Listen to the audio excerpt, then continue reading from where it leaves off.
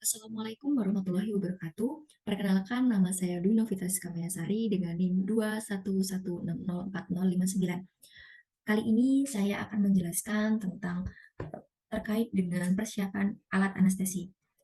Oke, di sini terdiri dari 7 komponen atau yang sering kita sebut dengan statis. Nah, statis itu sendiri adalah scoop, tube, airway, tape, introducer, and suction. Baik, selanjutnya saya akan jelaskan satu persatu tentang persiapan alat anestesi. Nah, untuk yang pertama ini adalah scope. Nah, scope itu sendiri terbagi menjadi dua atau terdiri menjadi dua bagi. Nah, yaitu ada alat stetoskop dan laringoskop. Nah, stetoskop ini sendiri sebagai alat untuk mendengarkan apakah ETT atau LMA sudah terpasang dengan baik dan benar atau belum. Nah, untuk laringoskop sendiri itu mempunyai dua macam. Nah, sebelum saya menjelaskan ke dua macam tersebut, saya akan menjelaskan tentang laringoskop. Nah, laringoskop sendiri adalah alat yang digunakan untuk membantu kita saat akan melakukan pemasangan ETT ke dalam laring pasien. Laringoskop ini sendiri terbagi menjadi dari dua bagian atau dua macam, yaitu laringoskop Macintosh dan laringoskop Miller. Nah, laringoskop Macintosh ini sendiri itu berbentuk agak melengkung. Nah, ini digunakan untuk pasien dewasa. Kemudian untuk laringoskop Miller, nah ini berbentuk panjang dan datar. Ini digunakan untuk pasien anak-anak. Yang selanjutnya yaitu tube. Nah, tube ini sendiri adalah pipa endotrakeal yang terbuat dari material silikon PFC yang bebas latex dilengkapi dengan 15 mm konektor standar. Nah, untuk tube ini sendiri dalam persiapan anestesi itu terdiri dari dua macam, yaitu endotracheal tube dan laryngeal masker airway. Pemasangan alat endotracheal ETT adalah untuk memasukkan pipa jalan nafas buatan ke dalam trakea melalui mulut. Fungsinya untuk membebaskan jalan nafas dan pemberian pernafasan mekanis dengan ventilator. Memasukkan LMA ke dalam hipofaring. Nah, teknik dengan LMA ini sendiri berfungsi untuk mengurangi resiko aspirasi dan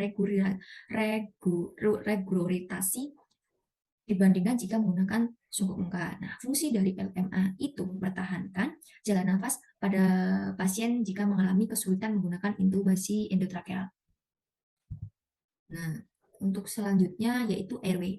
Nah, airway ini terdiri dari tiga bagian, yaitu terdiri dari tiga macam, yaitu oropharyngeal airway, nasopharyngeal airway, dan ambibay.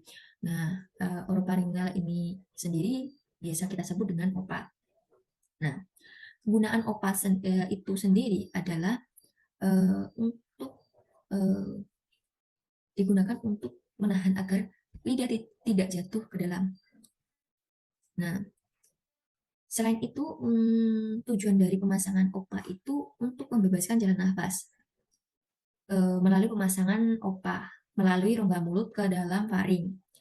Nah, untuk bayi kecil atau prematur, kode 0 untuk bayi, kemudian nomor 1 untuk anak usia 1 sampai 3 tahun, nomor 2 untuk anak usia 3 sampai 8 tahun, nomor 3 untuk usia 8 tahun, dan nomor 4 untuk 4 dan 5 untuk dewasa. Nah, bisa kita lihat dari yang terkecil sampai terbesar. Ini sesuai ya, terkecil untuk bayi, anak, sampai dewasa. Kemudian yang kedua adalah nasopharyngeal airway. Nah, fungsi dari nasopharyngeal airway itu adalah untuk bertujuan untuk dilakukan pemasangan nasofaring. Ini untuk pasien-pasien yang mengalami fraktur pada bagian mulut atau yang kita tidak bisa memasang OPA ya. Jadi kita bisa memasang nasopharyngeal airway, nasofaring. Nah, ini digunakan untuk pasien dengan trauma wajah atau trauma mulut bisa.